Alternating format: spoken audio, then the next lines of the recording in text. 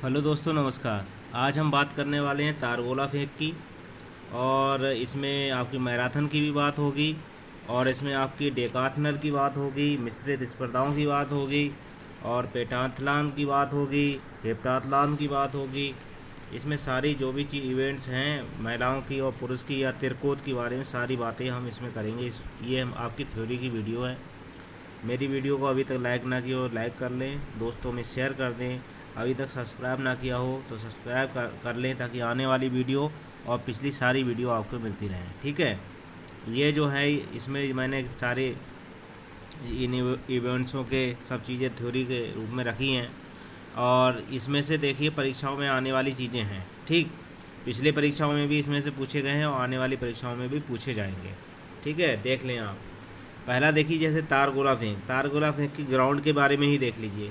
तो तार गोला फेंक का जो ग्राउंड होता है वो उसका अगर इसकी त्रिज्या पूछी जाती है, तो त्रिज्या अगर पूछ ली जाए तो कितनी होगी इसकी 1.67। कितनी होती है? 1.067 होती है इसकी त्रिज्या। ठीक है। अगर इसका कोण पूछ लिया जाए, ये कोण जो होता है वो होता है आपका कितना होता है? 34.92। कितना होता है? 34.92 डिग्री इसका कोण होता है। ठीक है, सेक्टर कोण जो इंटीग्रेटर लाइन पूछी जाती है ये होती है आपकी 75 सेंटीमीटर। कितनी होती है? 75 सेंटीमीटर होती है। ठीक है। और अगर आपको ये पूछ लिया जाए कि इसमें यू शेप होता है, ठीक है, यू शेप लगा हुआ होता है, यानी कि क्योंकि तार गोला फेंक है ये, और तार गोला फेंक अगर इधर उधर चला गया कहीं रपट के तो क्या है, चोट भी लग सकती है। ठीक है। तो इसलिए यहाँ पर यू शेप इस तरह से बना हुआ होता है। ठीक, ऐसे ये यू शेप होता है बना हुआ। ठीक है। अब यू शेप के बारे में पूछा जाता है कि इसमें कितनी ऊंचाई होती है। तो यू शेप की जो यहाँ पर इसके खंड होते हैं, ठीक है, इसके खंड कितने होते हैं? 10। इसमें से जो दो खंड है ये आगे के, इसकी जो ऊंचाई होगी वो कितनी होती है? 10 मीटर होती है। और पीछे के सारे खंडों की जो ऊंचाई होगी वो कितनी होती है? पीछे खंडों की ऊंचाई होती है आपकी 7 मीटर। कितनी होती है? 7 मीटर ऊंचाई होती है। ठीक है, यू शेप के बारे में पूछा जा सकता है। ठीक। अब ये भी पूछा जा सकता है कि फॉल कहाँ पे होता है। तो फॉल हमेशा कहाँ पर होगा? अगर इससे आगे आप इधर से कहीं से आ रहे हो, जा रहे हो, तो फॉल होगा। अगर पीछे, यानी तार गोला फेंकने के बाद आपको पीछे निकलना है इस लाइन से, इंटीग्रेटर लाइन से पीछे। इंटीग्रेटर लाइन से अगर आगे कहीं भी पैर आपका चला गया या इस गोले से बाहर निकल गए आप, तो आपका फॉल माना जाता है। ठीक है, आया समझ में फॉल कहाँ होता है? फॉल मतलब ये देखिए, इससे आगे कहीं भी पैर आपको रखना नहीं है। आपको गोला फेंकने के बाद इधर निकलना है, तब आपका फॉल नहीं माना जाएगा। और देखिए, और इस गोला क्या किस में फेंका जाता है? इतने में, इसके अंदर ही आपको गोला फेंकना होता है, पीछे को आपको निकलना होता है। अगर इधर निकले तब भी फॉल, इधर निकले तब भी फॉल हो जाएगा। ठीक है। अब एक चीज़ और देख लीजिए, फॉल कहाँ? इधर।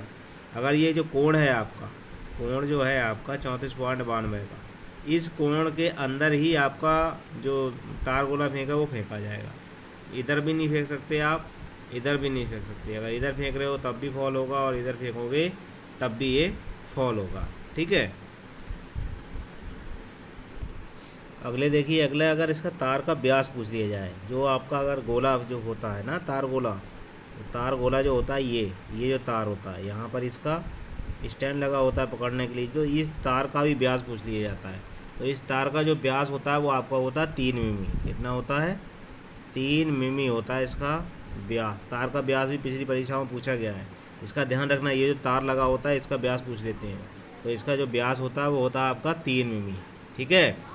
और अगर इस गोले का वजन पूछ लिया जाए, तार गोले का, तो आपका वही होगा 7 पॉइंट कितना है, 26 किग्रा।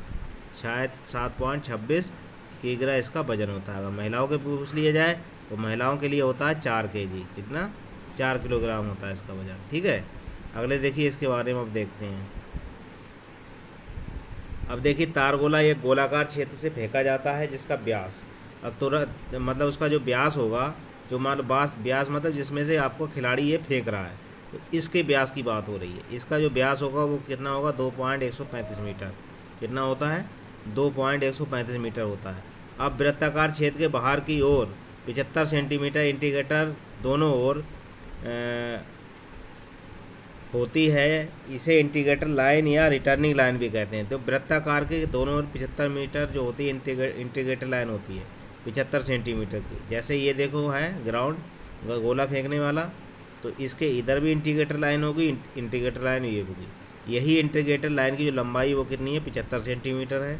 और इसको हम रिटर्निंग लाइन इसलिए कहते हैं क्योंकि इससे आगे हम कहीं निकल नहीं सकते। इससे आगे कहीं निकलोगे तो फॉल होगे। इस लाइन से हमेशा पीछे गोला फेंकने के बाद आया जाता है, ठीक है, इसीलिए इसे रिटर्निंग लाइन और इंटीग्रेटर लाइन भी कहते हैं। इसकी लंबाई अगर पूछ ली जाए तो कितनी होती है, 75 सेंटीमीटर होती है, ठीक है। अगला देखिए, गोलाकार क्षेत्र के अंदर की ओर एक रिम लगी होती है जिसकी मोटाई 6 मिमी होती है, ठीक है।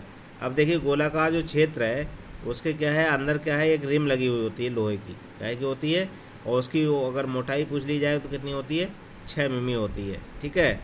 गोलाकार क्षेत्र के अंदर, गोलाकार जो क्षेत्र होता है जिस फेंकने वाला, इसके अंदर जो है लोहे की एक क्या है, रिम लगी हुई होती है यहाँ पर चारों तरफ, ठीक है। उसकी मोटाई अगर पूछी जाएगी तो कितनी होगी, 6 मिमी होगी, ठीक। अगला देखिए, तार गोला फेंक में सभी लाइनों की चौड़ाई 5 सेंटीमीटर होती है। अब देखिए लाइनों की बात आ रही है, गोला फेंक में जो भी लाइन खिंचेगी, लाइन का मतलब मान लीजिए यही खिंचा, ये जो खिंची, ये जो खिंची, तो ये सब लाइनों की जो मोटाई होगी, इन लाइनों की मोटाई होगी कितनी, 5 सेंटीमीटर। कितनी होती है, 5 सेंटीमीटर की मोटाई होती है लाइनों की। अगला देखिए, अगला है तार गोला फेंक में लैंडिंग एरिया का कोण, लैंडिंग एरिया का कोण अब पूछा जा रहा है। तो लैंडिंग एरिया का कोण जो कितना होता है, लैंडिंग एरिया का कोण जो ये जो कोण बनेगा वो कितना होता है आपका, 34.92। कितना होता है, 34.92 डिग्री। ये जो दिया हुआ है, ठीक है, यही कोण होता है जिसमें से आपका ना तो इधर जाना इधर जाना, इसी के अंदर आपका तार गोला फेंका जाता है। तो तार गोले का लैंडिंग एरिया का जो कोण होता है वो कितना होता है, 34.92 होता है, ठीक है। अगला देखिए, तार गोला फेंक के गोलाकार क्षेत्र की त्रिज्या। अब गोलाकार क्षेत्र की त्रिज्या की बात हो, त्रिज्या कितनी होती है, त्रिज्या मैंने अभी बताई, त्रिज्या होती है ये जो त्रिज्या होगी गोलाकार क्षेत्र की, जैसे ये फेंकने वाला है तो इसकी जो त्रिज्या अगर होगी तो त्रिज्या कितनी होगी आपकी, 1.067 मीटर होती है। कितनी होती है, 1.067 मीटर होती है इसकी त्रिज्या, 1.067 मीटर इसकी होती है त्रिज्या, ठीक है, गोलाकार फेंकने के क्षेत्र की। अब देखिए, गोलाकार ग्राउंड में 3 ओर से क्या है, यू शेप जाली लगी होती है, और जिसकी अगर ऊंचाई पूछ ली जाए तो 7 मीटर आगे की ओर, और 2 बाकी सभी कितनी होती है, 7 मीटर होती है, ठीक है। यानी यू शेप क्या है लगा हुआ, इस तरह से यू शेप लगा होता है इस गोले के। और यहाँ पर इसकी यहाँ से यहाँ तक की अगर ऊंचाई पूछ ली जाए तो इसकी 10 मीटर होती है, और पीछे की पूछी जाए तो जाली की ऊंचाई जो होती है वो 7 मीटर होती है, ठीक है। ताकि गोला अगर छूट जाए तो किसी को लगे ना, इसलिए होती जाली लगी हुई इस तरह से। अब देखिए क्या है, तार गोला होता क्या है, तो तार गोला क्या है, शॉर्ट पुट होता है एक, ये शॉर्ट पुट हो रहा गोल गोल गोलाकार में, ये शॉर्ट पुट हो गया आपका, ये तार हो गया, ये हैंडल हो गया आपका, ठीक है। इसमें तार होता है, हैंडल। तार की मैंने बताई, तार की मोटाई कितनी होती है, 3 मिमी। कितनी होती है, 3 मिमी, याद रखना। तार की भी पूछ सकता है वो, महीन महीन चीज़ें पूछता है, ठीक है। अब क्या है, लंबाई कितनी होती है इसकी, अगर पूरी लंबाई पूछ ली जाए तार की तो कितनी है, 1175 मिमी है। कितनी है, 1175 मिमी है।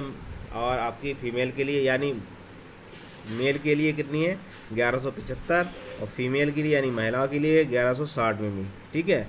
यह है तार की आपकी लंबाई, मतलब गोला, तार गोला फेंक की तार गोला की लंबाई। अब गोला का वजन अगर पूछ लिया जाए तो पुरुषों के लिए गोला का वजन जो है वो 7.26 kg है, और महिलाओं के लिए पूछा जाए तो 4 kg है। अगर पाउंड में पूछा जाए तो 16.101 पाउंड है, और महिलाओं के लिए 8.8 पाउंड है, ठीक है। अब तार गोला का व्यास, तो तार गोला का अगर व्यास पूछ लिया जाए कितना होता है, ठीक है। तार गोला का अगर व्यास पूछा जाएगा तो 110 से 130 मिमी होता है। कितना, 110 से 130 मिमी होता है पुरुषों के लिए, और 95 से लेकर 110 मिमी जो होता है वो किसका होता है, आपका महिलाओं के लिए होता है, ठीक है। तार गोला का, तार मतलब जो गोला ये वाला जो फेंकने वाला गोला है उसके व्यास की बात हो रही है, ठीक है, उसके व्यास की बात हो रही है, इसके व्यास की बात हो रही है, ये इसके व्यास की वो है, ठीक है। अगला देखिए, तार गोला की लंबाई महिलाओं के लिए, तार गोला की लंबाई महिलाओं के लिए 1160 से 1195 मिलीमीटर होता है, और तार गोला की लंबाई अगर पुरुषों के लिए पूछी जाएगी तो 1175 से 1215 मिलीमीटर होती है, ठीक है।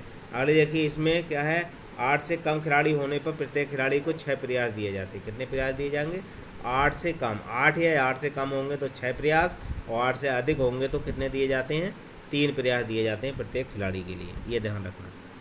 नाम पुकारने के 60 सेकंड के अंदर थ्रो करना होता है।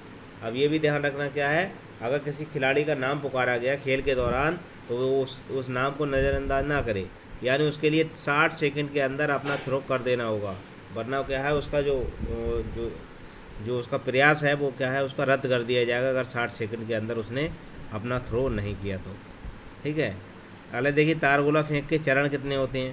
तो तारगोला फेंक के 6 चरण होते हैं। कितने? 6 चरण है। ग्रिप है, स्टेंस है, और क्या है स्विंग है, और क्या है पोवेट एंड टर्न है, और रिलीज है, और क्या है रिकवरी। ठीक है, ये इसके 6 हैं। तारगोला फेंक के कितने? 6 अधिकारी होते हैं। तारगोला फेंक में 6 अधिकारी होते हैं आपके। ठीक है। अब क्या है मैराथन। अब मैराथन की बात आ रही है इसमें। तो मैराथन की अगर बात होगी तो मैराथन कितने किलोमीटर की होती है? मैराथन पूछा गया है, पिछले परीक्षाओं में कई बार पूछा गया मैराथन कितने किलोमीटर की होती है। तो मैराथन की अगर दूरी पूछी जाएगी तो 42.195 किलोमीटर होती है। ठीक है। अब 26 मील अगर मील में पूछी जाएगी तो 26 मील 285 गज होगी। कितनी होगी? 26 मील 285 गज। ठीक है।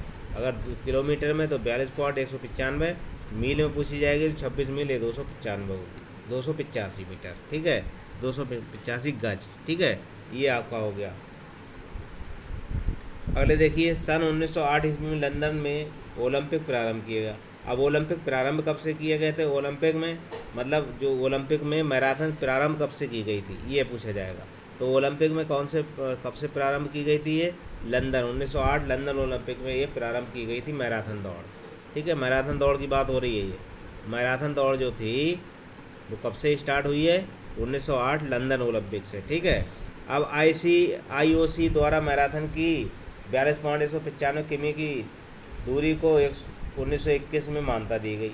अब क्या है 42.195 किमी की जो दूरी थी उसको क्या है 1992 में क्या मान्यता मिली थी? IOC द्वारा मान्यता कब मिली? ये भी क्वेश्चन आता है। IOC द्वारा मैराथन के लिए मान्यता कब मिली थी? तो ये जो मान्यता मिली है वो आपकी मिली है कितने में? 1921 में। जो किलोमीटर कितनी थी? 42.195। अगर देखिए मैराथन दौड़ में प्रारंभिक रेखा की चौड़ाई होती है वो 30 सेंटीमीटर होती है। कितनी?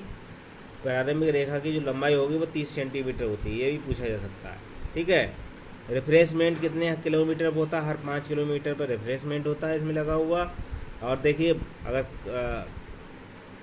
वाटर स्टेशन की बात की जाए तो 2.5 किलोमीटर पर होता है। ठीक है। अब क्या है अब बार्निंग बिसल क्या होती है? 3 बार्निंग बिसल इसमें होती हैं। बार्निंग जो मैराथन होती है क्योंकि लंबी दौड़ होती है तो इसमें बार्निंग बिसल भी होती हैं। कितनी बार्निंग बिसल दी हुई हैं? 3। एक तो 5 मिनट पहले बार्निंग बिसल होगी पहली, दूसरी बार्निंग बिसल होगी 3 मिनट पहले, मतलब स्पर्धा चालू होने से पहले, मतलब दौड़ प्रारंभ होने से पहले 3 सीटियाँ बजाई जाती हैं। इसमें एक 5 मिनट पहले होती है, एक 3 मिनट पहले होती है, और एक होती है 1 मिनट पहले, ताकि खिलाड़ी बिल्कुल तैयार हो जाए दौड़ने के लिए। उसके बाद क्या होता है गन या फायर द्वारा दौड़ प्रारंभ कर दी जाती है, यानी गन फायर कर दिया जाएगा या गो बोल दिया जाएगा या क्लैंप कर दिया जाएगा। उससे क्या है आपकी दौड़ जो है प्रारंभ कर दी जाएगी।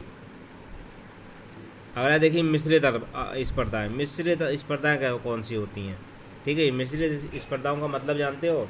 जिसमें स्त्री और पुरुष मिलकर के स्पर्धाओं का खेलें या फिर कई गेम एक साथ खेले जाएं। ठीक है, उसे मिश्रित स्पर्धाएँ कहती हैं। अब मिश्रित स्पर्धाएँ कितनी हैं? 2 प्रकार की होती हैं। कितनी है? 2 प्रकार हैं उसके। कौन सी है? एथलेटिक्स मिश्रित स्पर्धा और अन्य खेल मिश्रित स्पर्धा।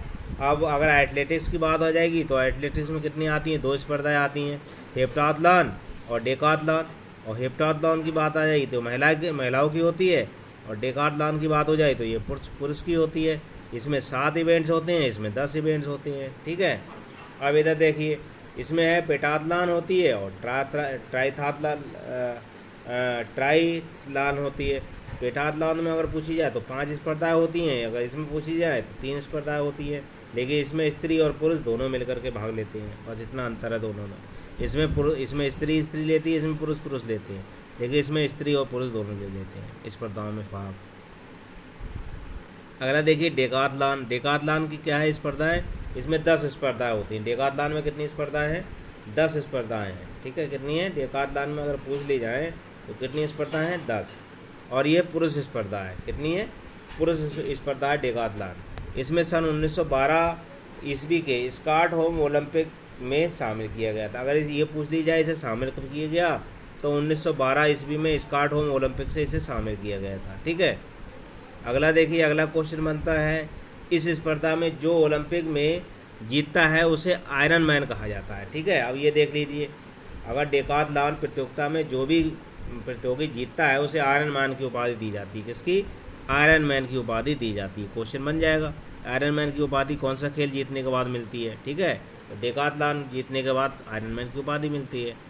अगला देखिए, ये 2 दिवसीय स्पर्धा होती है, इसका भी ध्यान रखना। ये कै दिन की, ये क्वेश्चन बने हुए हैं साहब इसमें से, ये कितने दिनों की स्पर्धा होती है डेकाथलॉन? तो कितने की होती है, मतलब होती है इसमें 2 दिवसीय स्पर्धा होती है। इवेंट्स की बात हो जाएगी तो 10 स्पर्धा होती है इसमें। अब देखिए इसमें कितने होते हैं, अब इसमें ट्रैक कितने होती है स्पर्धा, और कितनी फील्ड के कितने होते हैं? तो इसमें डेकाथलॉन में 4 ट्रैक होते हैं, 4 ट्रैक स्पर्धा होती हैं और 6 फील्ड स्पर्धाएँ होती हैं। ठीक है, अब देखिए डेकाथलॉन प्रतियोगिता की शुरुआत क्या होते हैं? अंतिम शुरुआत की भी, शुरुआत और अंतिम स्पर्धा किससे होते हैं? ट्रैक से। अब डेकाथलॉन अगर प्रतियोगिता प्रारंभ होगी तो पहली प्रतियोगिता भी किससे होगी? पहली प्रतियोगिता इसकी 100 मीटर से है, और अगर लास्ट पूछी जाएगी तो इसकी 1500 मीटर से है। तो ये क्या है? ट्रैक, यानी इसकी जो स्पर्धा स्टार्ट होगी तब भी आपकी ट्रैक से होगी और एंड होगी तब भी ये ट्रैक से होगी। इसका विशेषता का ध्यान रखना। इस प्रतियोगिता में प्रथम नर न आकर भी प्रथम आता है। इस प्रतियोगिता में क्या है? प्रथम न आकर भी मनुष्य जो है प्रथम, वो स्पर्धा जो खिलाड़ी है वो प्रथम आता है। अब डेकाथलॉन में अंक देने की सीमा कितनी होती है? ये भी पूछा जा सकता है, डेकाथलॉन में कितने अंक दिए जाते हैं, ऐसे क्वेश्चन बनेंगे। तो डेकाथलॉन में अगर पूछी जाए तो कितने अंक, 1 से लेकर के 1200 अंक तक दिए जाते हैं। कितने? 1 अंक से लेकर के डेकाथलॉन में 1200 अंक तक दिए जा सकते हैं। अगला देखिए इवेंट्स। अब इवेंट्स, इनसे सबसे ज़्यादा क्वेश्चन पूछे गए हैं। ठीक है, क्या कब कब होती हैं? तो पहले दिन कौन सी स्पर्धा होती है, ये क्वेश्चन बन जाएगा, या दूसरे दिन कौन सी स्पर्धा होती है, ये क्वेश्चन बन जाएगा। ये भी पूछा जा सकता है, पहले दिन की पहली स्पर्धा कौन सी होती है? तो 100 मीटर होती है। अगर ये क्वेश्चन ये बन जाए कि प्रथम दिन की दूसरी स्पर्धा कौन सी है, तो लंबी कूद है। अगर ये क्वेश्चन बने कि प्रथम दिन की तीसरी स्पर्धा कौन है, तो गोला फेंक है। अगर ये क्वेश्चन बनता है कि प्रथम दिन की चौथी स्पर्धा कौन सी है, तो ऊंची कूद है। अगर ये क्वेश्चन बनता है कि प्रथम दिन की 5वीं स्पर्धा कौन सी है, तो 400 मीटर दौड़ होगी। ठीक है, अगर ये स्पर्धा बने कि दूसरे दिन में कौन कौन से खेल होते हैं, तो आपका 110 मीटर बाधा दौड़, 100 चक्का फेंक, बाँस फेंक, भाला फेंक और 1500 मीटर दौड़ होती है दूसरे दिन के लिए। अगर दूसरे दिन का ये क्वेश्चन बने, दूसरे दिन के का पहला गेम कौन सा होगा, तो दूसरे दिन का जो पहली स्पर्धा होगी वो 110 मीटर बाधा दौड़ होगी, पुरुष बाधा दौड़। ठीक है, अब ये पूछ लिया जाए दूसरे दिन की दूसरी इसमें इवेंट्स कौन सी होती है, तो वो होगा चक्का फेंक आपका। अगर ये पूछा जाता है कि दूसरे दिन की तीसरी स्पर्धा कौन सी है, तो बाँस कूद है आपकी। अगर ये क्वेश्चन बनता है दूसरे दिन की चौथी कूद कौन सी है, तो भाला फेंक है। तो मतलब चौथी स्पर्धा कौन सी है। अगर 5वीं पूछ ली जाए दूसरे दिन की, तो 1500 मीटर दौड़ होती है। ठीक है, इस तरह से क्वेश्चन इसमें बनते हैं और आने वाली परीक्षाओं में भी बनेंगे। ध्यान रखना, ये चीज़ याद करने वाली है, ये सब याद कर लेना। ठीक है, अगला देखिए, अगला क्वेश्चन अब क्या है? 100 लगाऊं 400 पाऊँ। अब देखो 100 लगाऊं 400 पाऊँ, ये चीज़ क्या है? ये पहले दिन की स्पर्धाओं को याद करने का तरीका है, याद करने का तरीका है। 100 लगाऊं और 100 लगाऊं 400 पाऊँ। 100 लगाऊं का मतलब जानते हो? 100 पहली बार, ला से लगाऊं, ला से लंबी कूद, गा से गोला फेंक, और ऊ से ऊंची कूद, लगाऊं हो गया, और 400 पाऊँ 400 हो गई। यानी एक दिन की स्पर्धा आप याद कर सकते हैं इस लाइन से। ठीक है, ये लाइन दी हुई है, 100 लगाऊं 400 पाऊँ। अब हेप्टाथलॉन प्रतियोगिता। अब हेप्टाथलॉन प्रतियोगिता कितने इवेंट्स होती हैं, ये पूछ लिया जाए तो ये महिलाओं के लिए होती है। सबसे पहली बात सुनो, हेप्टाथलॉन जो प्रतियोगिता होती है वो महिलाओं के लिए, और इसमें से इवेंट्स पूछे जाएँ तो 7 इवेंट्स होती हैं। ठीक है, तो देखिए ये इसमें दिया हुआ है, ये महिला प्रतियोगिता है, महिलाओं के लिए होती है। इसमें अगर कुल स्पर्धाओं की बात आ जाए तो 7 स्पर्धाएँ होती हैं। ये 2 दिवसीय होती है। कितनी होती है? ये भी 2 दिवसीय होती है। 2 दिन में आपका डेकाथलॉन होता है और 2 दिन में हेप्टाथलॉन नहीं होता है।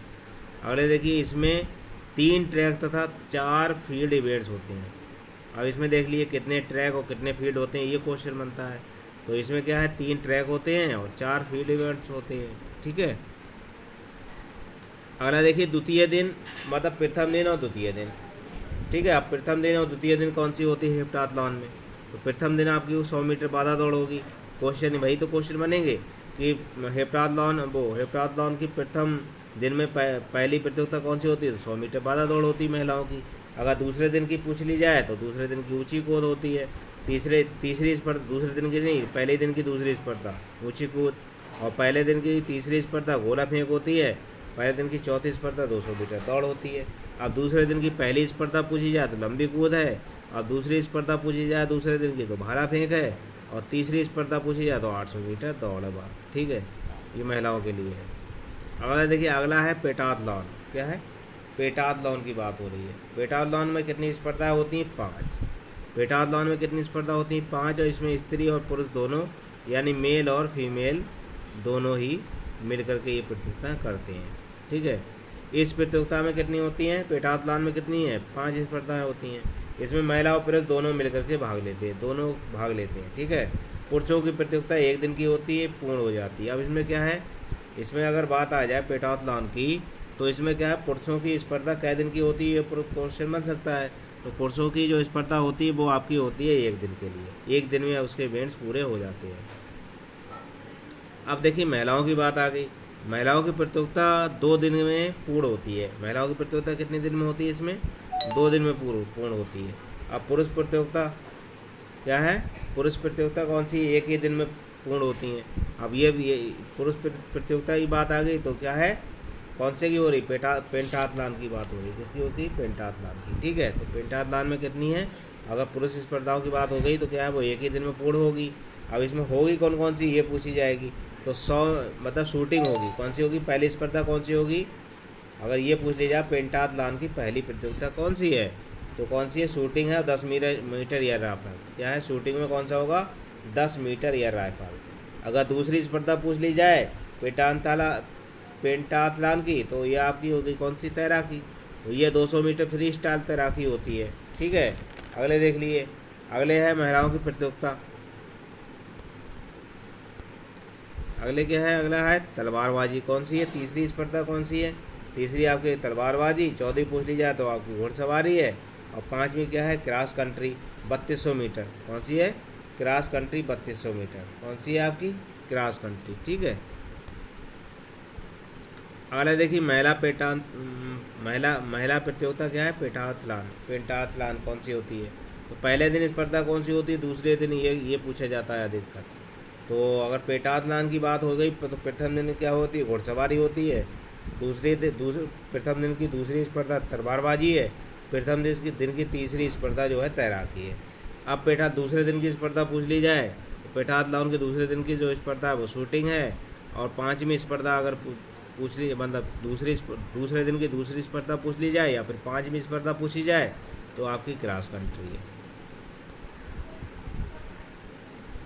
आप देखिए, अब क्या है? ट्राइथलॉन होती है। ठीक है। ट्राइथलॉन क्या होती है? ये समर ओलंपिक में, समर मतलब जानते हो, विंटर माने ठंड और समर मतलब गर्मी। तो क्या है आपकी जो समर ओलंपिक में क्या है, ट्राइथलॉन को क्या है 2000 ईस्वी में सिडनी ओलंपिक में शामिल किया गया। इसकी अगर बात आ जाए ट्राइथलॉन को शामिल कहाँ किया गया था, तो आपको सिडनी ओलंपिक में 2000 में शामिल कर लिया गया था। इसको ये याद करने वाली चीज़ है। दूसरा देखिए, पैरा ओलंपिक में सन 2016 में रियो ओलंपिक में से शामिल किया गया। ट्राइथलॉन को कब शामिल किया था? 2016 में रियो ओलंपिक में से शामिल किया गया था। ठीक है। अगला देखिए, अगला देखिए, ये प्रतियोगिता महिला एवं पुरुष दोनों के लिए है। ये प्रतियोगिता अगर पूछ ली जाए तो किसके लिए है, तो महिला और पुरुष दोनों के लिए होती है। इसमें क्या है? 3 स्पर्धाएँ होती हैं। कितनी होती हैं?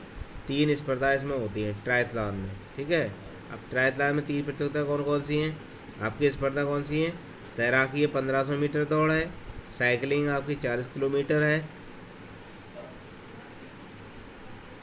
और दौड़ है आपकी 10 किलोमीटर की। ठीक है। कौन सी है? दौड़ जो है वो किलोमीटर की है, 10 किलोमीटर की। ठीक है।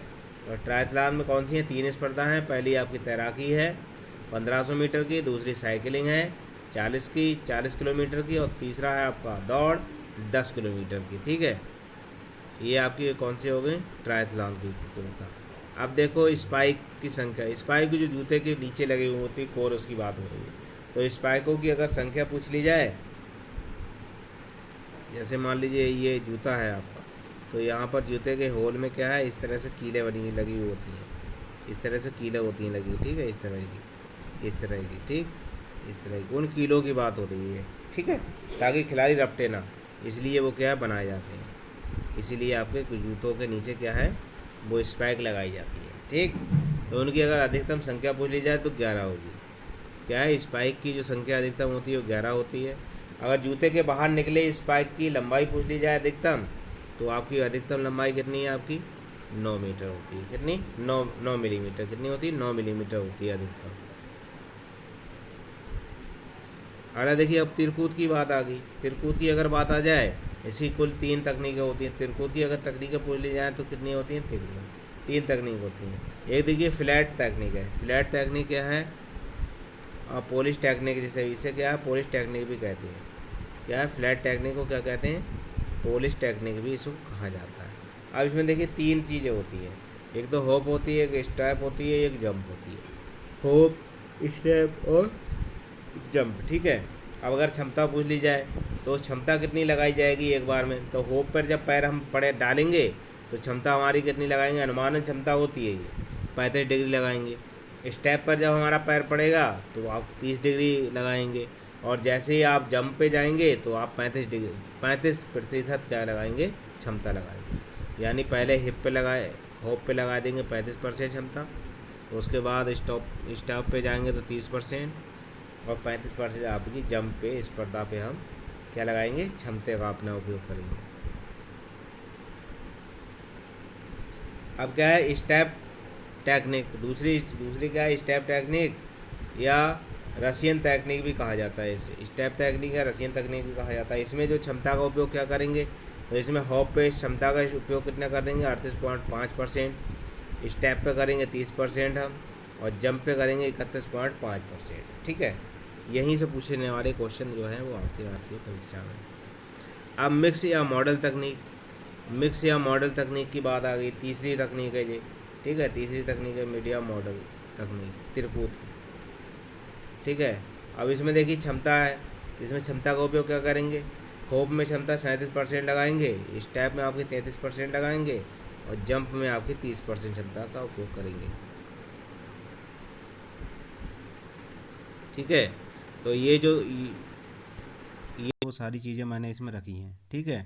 भाला फेंक में देखिए, भाला फेंक का सबसे पहले देखिए ग्राउंड किस प्रकार से बनता है, ठीक है। ये देखिए भाला फेंक का ग्राउंड, देखिए पहला क्या है इसकी, अगर पहला देखिए ये जो इसका धावन पथ है, ठीक है, जिसे धावन पथ इसे कहते हैं। इस धावन पथ की लंबाई पूछी जाती है, तो धावन पथ की जो लंबाई होती है 30 से 36.5 मीटर होती है। कितनी, 30 से 36.5 मीटर, जो यहाँ से लेकर यहाँ तक जो बनी हुई है, ठीक। इसके अलावा ये पूछी जाएगी कि इसकी चौड़ाई कितनी होती है, तो इसकी चौड़ाई होती है आपकी 4 मीटर। कितनी होती है, 4 मीटर इसकी चौड़ाई होती है, ठीक है। अब ये पूछा जाता है कि इसका सेक्टर कोण कितने का होता है, तो इसका जो सेक्टर कोण यहाँ पर जो बनता है, ठीक है, ये जो बना हुआ है इन दोनों लाइनों में, ये जो लाइन होती है क्रॉस यहाँ लगाया जाता है, ये 8 मीटर की होती है, ठीक है। लास्ट में ये भी पूछा जा सकता है कि लास्ट में जा कर के जो क्रॉस लगाया जाता है जिससे कि कोण, सेक्टर कोण बनता है, वो लाइन कितने मीटर की बनाई जाती है, तो 8 मीटर की चाप मारी जाती है। कितने मीटर की है ये चाप होगी, ये 8 मीटर की होगी। कितने की, 8 मीटर की, ठीक है। ये भी 8 मीटर की होगी, और यहाँ से जो ये कोण बना, यही कोण आपसे पूछा जाता है कि ये कोण कितने का बनता है, तो ये बनता है आपका 29 डिग्री का। कितने डिग्री का बनेगा, 29 डिग्री का, ठीक है। और इसके बाद एक चीज़ और ये होती है, ये देखिए, और यहाँ से एक इस तरह से आपकी चॉप लगाई जाती, इससे आगे हमें नहीं जाना है। अगर सेक्टर फेंकेंगे तो इससे आगे हमें नहीं जाना है, ठीक है। ये स्टॉप लाइन समझ लो, इसको स्टॉप लाइन कहते हैं, ठीक। इसके अलावा इधर और इधर 35 सेंटीमीटर का इंडिकेटर लाइन लगी हुई होती है कि अगर भाला फेंकने के बाद ना तो हमें इधर निकलना है, ना इधर निकलना है, ना इधर अगर निकलेंगे तो फॉल है, हमेशा हमें पीछे की तरफ ही जाना है भाला फेंकने के बाद, ठीक है। अब इसके अलावा देखिए, ये देखो, ये जो इसमें एक और फॉल देखिए कि अगर भाला हम फेंक रहे हैं, भाला हमारा इधर नहीं गिरना चाहिए, भाला हमारा इधर नहीं फेंकना है, भाला हमारा हमेशा इसके बीच में गिरना चाहिए, तभी हम क्या है, ये आपका पास माना जाएगा, वरना पास नहीं माना जाएगा, ठीक है। आइए देखते हैं इसमें, ये देख लीजिए ग्राउंड हो गया ना, ये लैंडिंग एरिया हो गई। और ये आपका धावन पथ हो गया। ठीक है, ये जो आपका ये लैंडिंग एरिया है, मतलब फेंकने के लिए, भाला फेंकने का लैंडिंग एरिया है, और ये आपका धावन पथ है। ठीक है, या रनवे कहते हैं जिसे। अगला देखिए, अब रनवे की लंबाई देखिए इसमें दी हुई है। रनवे की लंबाई कितनी है? 30 से लेकर 30.5 मीटर। रनवे की जो लंबाई है वो कितनी है? 30 से लेकर 30.5 मीटर, वो 36.5 मीटर। ठीक है, अगला देखिए, रनवे की जो चौड़ाई है, रनवे की जो चौड़ाई पूछी जाएगी, रनवे की चौड़ाई अगर पूछी जाएगी वो होती है 4 मीटर। कितनी होती है? 4 मीटर होती है आपकी रनवे की चौड़ाई। ठीक, अगला देखिए, अगला क्वेश्चन है आपका, अगला बनता है, भाला फेंक को स्टॉप लाइन से के पीछे से फेंका जाता है। ये भी ध्यान रखना कि स्टॉप लाइन जो बनी हुई थी, स्टॉप लाइन जो बनती है इसमें, ठीक है, इस तरह से जो स्टॉप लाइन ऐसे होती बनी हुई, ठीक, तो स्टॉप लाइन के हमेशा पीछे से ही भाला फेंका जाएगा, इससे पीछे पीछे से भाला को फेंक दिया जाएगा। ठीक, अब स्टॉप लाइन की जो मोटाई होगी वो 7 सेंटी। देखिए मोटाई भी पूछ सकता है, क्योंकि इस समय जो क्वेश्चन बन रहा है वो बहुत महीन चीज़ों से बन रहे हैं। स्टॉप लाइन की मोटाई भी पूछी जा सकती है, इसकी जो मोटाई होगी वो कितनी होगी, स्टॉप लाइन की जो मोटाई होगी वो कितनी होगी, ये पूछा जा सकता है। तो स्टॉप लाइन ये हुआ, तो स्टॉप लाइन की जो मोटाई है वो 7 सेंटीमीटर होती है। कितनी? 7 सेंटीमीटर मोटाई होती है स्टॉप लाइन की। ठीक, अगला देखिए, इंडिकेटर लाइन रनवे के अंत में होता है। इंडिकेटर लाइन कहाँ होता है? रनवे के अंत में होता है, जिसकी लंबाई कितनी होती है? 75। कितनी होती है? 75 सेंटीमीटर। वही ये वाली, ठीक है, ये इधर होती है निकली हुई, इधर होती है, इसे इंडिकेटर लाइन कहते हैं। ठीक है, ये इस तरह से इसका ग्राउंड होता है पूरा बना हुआ। ठीक है, अगले देखिए, अगला है, स्टॉप लाइन 8 मीटर त्रिज्या होती है। स्टॉप लाइन की जो त्रिज्या होगी वो कितनी होगी? 8 मीटर। आया समझ में? 8 मीटर क्या होता है? इस तरह से ये देखिए, ये त्रिज्या होती है 8 मीटर, इसकी बात हो रही है। ये दोनों लाइनें कितनी होगी? 8 मीटर होंगी, और यहीं से यहाँ चाप लगाई जाती है, और यहीं से ये जो होगा ये आगे लाइनें बढ़ जाती हैं आपकी। ठीक है, इसी में लैंडिंग एरिया होता है, और ये आपका रनवे हो जाता है। तो स्टॉप लाइन की जो त्रिज्या होगी वो कितनी होती है? 8 मीटर की होती है। जेवलिन थ्रो का सेक्टर का कोण कितना होता है? तो 28 पॉइंट कितना होता है? 69 डिग्री या 29 डिग्री। अगर 29 डिग्री दिया हुआ हो तो 29 डिग्री लिखेंगे, और अगर 28.69 डिग्री दिया होगा तो ये लिखेंगे। ठीक, अब भाला फेंक का भार पुरुष के लिए कितना होता है? भाला फेंक का भार पुरुष के लिए होता है 800 ग्राम, और महिला के लिए भाला फेंक का जो भार है वो है आपका 600 ग्राम। ठीक, अगला देखिए, भाला फेंक की लंबाई पुरुष के लिए कितनी होती है? 2.6 से 2.7 मीटर। अब भाला फेंक की जो है लंबाई उसकी पूछी जाती है, तो अगर पुरुष के लिए होगी तो 2.6 से होगी 2.7 मीटर भाला फेंक की लंबाई। ठीक है, अब भाला की लंबाई हो रही है। ठीक है, भाला की लंबाई महिलाओं के लिए अगर पूछी जाएगी तो 22.2 से 2.3 मीटर होती है भाला की लंबाई। अगला देखिए, अगला है आपका, भाले में लगे धातु का मेटल की लंबाई, यानी आगे जो नोक होती है, भाला जो बना हुआ होता है उसमें जो आगे नोक होती लगी हुई है, इस नोक की बात हो रही है। ये जो नोक होगी वो काय की होगी? उसकी जो मेटल इसे कहते हैं, इसे मेटल भी कहते हैं, और इसकी जो लंबाई होगी वो 25 से 33 सेंटीमीटर होगी। कितनी होगी? 25 से 33 सेंटीमीटर। ठीक है, अगले देखिए, भाला के ग्रिप वाले भाग का व्यास, ग्रिप वाले भाग का व्यास कितना होता है? ठीक है, तो ग्रिप वाले भाग का व्यास होता है 20 से 25 सेंटीमीटर, या 25 से 30 सेंटीमीटर। ठीक, ग्रिप जानते हो क्या होता है? ये जो बीच में जहाँ पर हम पकड़ते हैं, ये जहाँ पर कि भाला को पकड़ा जाता है बीच में। ठीक है, इस ग्रिप की लंबाई चौड़ाई पूछी जा रही है। यहाँ पर, यहाँ इसकी नोकें होती हैं बनी हुई, इधर भी नोकें होती है बनी हुई, और यहाँ पर जो बीच में पकड़ी जाती है उसकी बात हो रही है। तो व्यास इसका कितना होगा? ग्रिप को 25 कितनी होगी? 20 से 25 सेंटीमीटर होता है महिला के लिए, और पुरुष के लिए 25 से 30 सेंटीमीटर ग्रिप का व्यास होता है। ठीक है, इसकी व्यास की बात हो रही है। अगला देखिए, अगला क्या है, ग्रिप पर रस्सी, ग्रिप पर क्या है? रस्सी की चौड़ाई कितनी होती है पुरुष के लिए? तो ग्रिप के ऊपर क्या है? रस्सी इस तरह से लपेटी हुई होती है ताकि पकड़ते समय खिलाड़ी से वो रपटे ना, फिसले ना, इसलिए रस्सी होती है उसे बंधी हुई। तो ग्रिप की रस्सी की चौड़ाई जो होती है वो 15 से 16 सेंटीमीटर होती है, जिस पर रस्सी बंधी होती है उसकी बात हो रही है। तो इसकी जो चौड़ाई है वो पूछी जा रही है, इसकी जो चौड़ाई कितनी होगी है, ये चौड़ाई पूछी जा रही है। तो इसकी चौड़ाई कितनी होगी? 15 से 16 सेंटीमीटर होगी, और महिला के लिए होगी 14 से 15।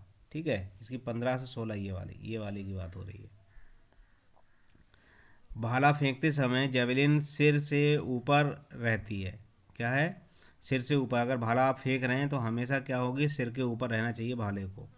थ्रो के दौरान अगर जेवलिन टूटती है तो दूसरा चांस दिया जाता है। अब देखिए दूसरा चांस कब दिया जाएगा, अगर गिरने से पहले भाला को, मान लीजिए आपने लैंड मतलब फेंका, भाला को फेंका गया, यहाँ से फेंका आपने, ये यहाँ से फेंकने के बाद अगर भाला यहाँ पर नोक उसकी नहीं लगती जा कर के, उससे पहले अगर भाला टूट जाता है, यानी आपके फेंकने के दौरान और गिरने मतलब नोक नीचे टिकने से पहले बीच में कहीं अगर टूट रहा है, तब तो वो फॉल माना, वो क्या है, आपको दूसरा थ्रो करने के लिए मिल जाएगा, दूसरा चांस मिलेगा। लेकिन अगर यहाँ गिर गया, यहाँ जाकर के नोक गिरने के बाद भाला टूटा, तो आपको चांस नहीं मिलेगा। ठीक है, ये होता है इसका। थ्रो के दौरान अगर जेवलिन टूटता है तो दूसरा चांस दिया जाता है। अगला देखिए, अगला है नाम बोलने के बाद 60 सेकंड के अंदर आपको थ्रो करना है, यानी 60 सेकंड, अब जैसे ही आपका नाम पुकारा जाएगा उसके 60 सेकंड के अंदर आपको जो है जेवलिन को फेंक देना है। ठीक, अगला देखिए, भाला फेंक का विश्व रिकॉर्ड क्या है, बर्कले इंग्लैंड के हैं। विश्व रिकॉर्ड किसके नाम में, बर्कले नाम के हैं, स्टीव बर्कले। स्टीव बर्कले जिनने 96.96 मीटर का भाला फेंका है, और ये इंग्लैंड के रहने वाले, ये विश्व रिकॉर्ड में सबसे आगे है। ठीक है, स्टीव बर्कले।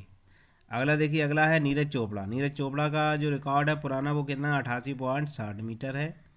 और नीरज चोपड़ा का ओलंपिक का अगर रिकॉर्ड पूछा जाए, ओलंपिक का रिकॉर्ड ये देखिए, ये इससे क्वेश्चन बनना ही बनना है, क्योंकि इस भाला से ओलंपिक में पहला स्वर्ण आया है भाला फेंक में। हो सकता है ओलंपिक से आप मतलब भाला से एक आध क्वेश्चन निकले, ठीक है, परीक्षा में आपकी। तो कितना है, 87.65 मीटर। कितना है, 87.65 मीटर नीरज चोपड़ा का ओलंपिक का रिकॉर्ड। भाला फेंकने की जो 3 स्टाइल है वो कौन कौन सी है, ये देखिए, हैं फाइन ग्रिप स्टाइल और हार्ट्स ग्रिप स्टाइल और अमेरिकन ग्रिप स्टाइल। ठीक है, इसे क्या है, पेलिस ग्रिप भी कहते हैं, इसे फिनिश ग्रिप भी कहते हैं, और इसे अमेरिकन ग्रिप भी कहते हैं। ठीक, ये हैं 3 ग्रिप इसकी। अब ये देखिए, भाला भाला इस तरह से बना होता है, बीच में ये ग्रिप होती है आपकी। ग्रिप की जो लंबाई है वो कितनी, 15 से 16 सेंटीमीटर है। पूरे भाले की लंबाई पूछी जाए तो 2.6 से 2.7 मीटर होगी। आगे जो मेटल होता है लगा हुआ लोहे का, उस मेटल की अगर लंबाई पूछी जाएगी तो 25 से लेकर 33 सेंटीमीटर होती है। ठीक है, ये जितने भी चीज़ें थी वो मैंने भाले से संबंधित आपको बता दी हैं। मेरी वीडियो अच्छी लगी हो तो लाइक करें, दोस्तों को शेयर करें। अभी तक सब्सक्राइब ना किया हो मेरे चैनल सब्सक्राइब करें, और बेल आइकन की घंटी जरूर दबाएं, ताकि आने वाली वीडियो आपको मिलती रहे। धन्यवाद।